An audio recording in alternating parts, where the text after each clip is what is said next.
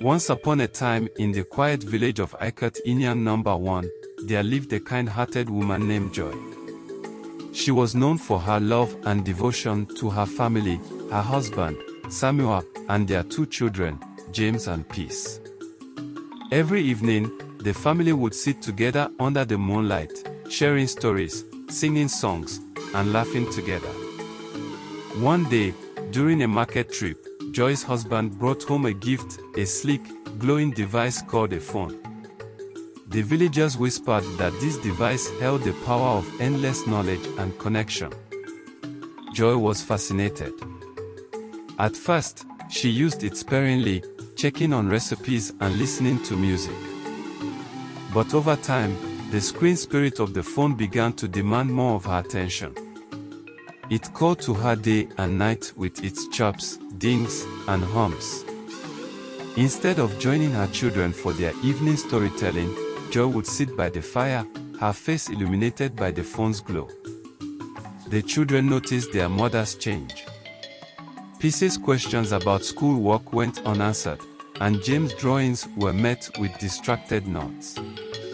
Even Samuel, her husband, began to feel lonely, as Joy no longer joined him in their nightly discussions. One night, the wise elder, Mama Ugoma, visited their home. She noticed the quietness of the once lively household. "Joy," she said gently, "why do I hear the whispers of the screen spirit in your home, but not the laughter of your family?" Embarrassed, Joy looked up from her phone. "It's just a harmless distraction, Mama. It helps me unwind."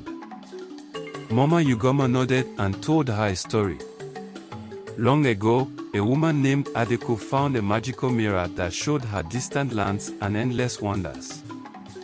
She stared into it day and night, forgetting her children, her chores, and her husband. One day, the mirror cracked, and Adeko looked around to find her home in ruins, her children grown distant, and her husband weary. She realized too late that the mirror had stolen what mattered most. Neka understood the elder's warning. That night, she turned off her phone and gathered her family under the moonlight once again. She told them a story, laughed with them, and felt the warmth she had missed. From that day forward, Joy used her phone wisely, remembering that the screen spirit should never take the place of real-life connections. The laughter returned to her home, and the bond with her husband and children grew even stronger. And so, the villagers learned an important lesson: while the screen spirit can be a helpful companion, it must never overshadow the people who matter most. Please learn how to use your phones wisely to avoid breaking your homes. Please subscribe, like and share to these YouTube channels for more educative and folktale stories.